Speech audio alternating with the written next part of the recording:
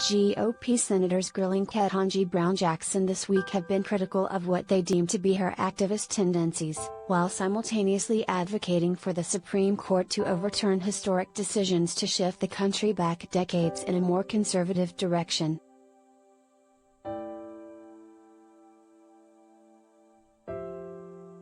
At top of mind for both liberals and conservatives is Roe v. Wade, the landmark 1973 ruling that ensured women have access to abortion.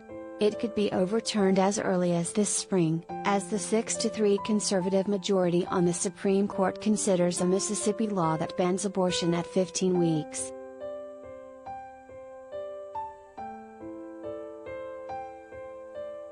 Despite all their talk against judicial activism, Republicans have made clear they're rooting for the court to strike down Roe v. Wade. But what's been new in the past week has been GOP senators starting to talk about other landmark cases they'd like to see overturned, outcomes that would radically restrict Americans' rights.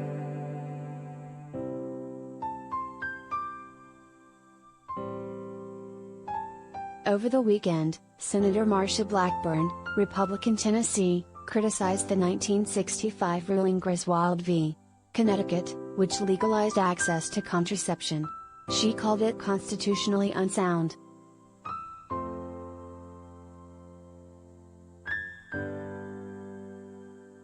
On Tuesday, Senator John Cornyn, Republican Texas, was skeptical of Obergefell v.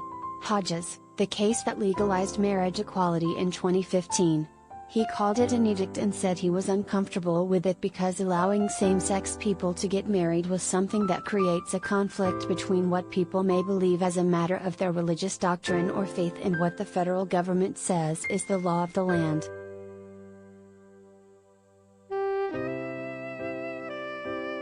That is the nature of a right, Jackson replied. When there is a right, it means that there are limitations on regulation, even if people are regulating pursuant to their sincerely held religious beliefs.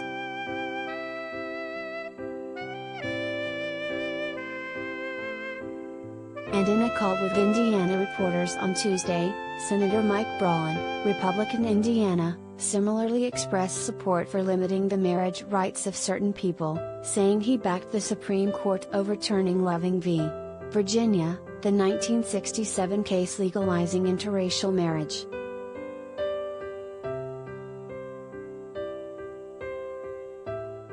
So you would be okay with the Supreme Court leaving the question of interracial marriage to the states?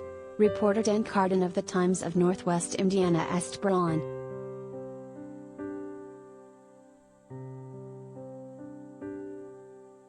Yes, the senator replied, later adding, if you want that diversity to shine within our federal system, there are going to be rules and proceedings that are going to be out of sync maybe with what other states would do. That's the beauty of the system.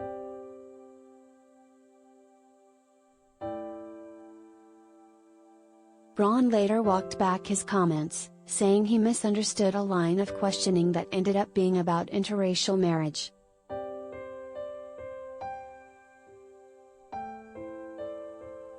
Here is no question the Constitution prohibits discrimination of any kind based on race, that is not something that is even up for debate, and I condemn racism in any form, at all levels and by any states, entities, or individuals, he said in his statement provided to HuffPost.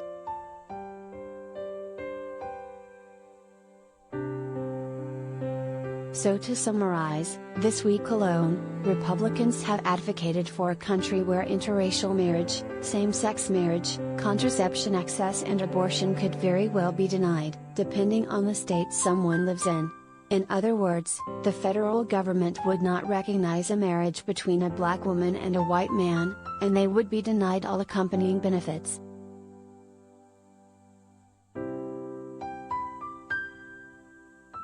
On Wednesday, Jackson said the Supreme Court looks at several factors when deciding whether to overturn a precedent, whether the precedent was egregiously wrong, whether there has been reliance on that prior precedent, whether the precedent has been workable and whether there have been new facts that have questioned the foundation the precedent was set on.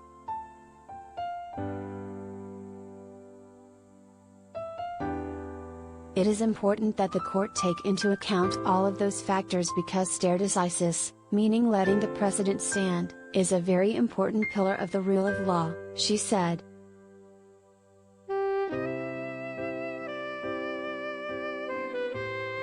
The culture war being waged by the GOP isn't limited to what senators are pushing for with the Supreme Court. At the state level, dozens of legislatures have introduced bills to police what teachers can say about race and history, to restrict abortion access and to target transgender children.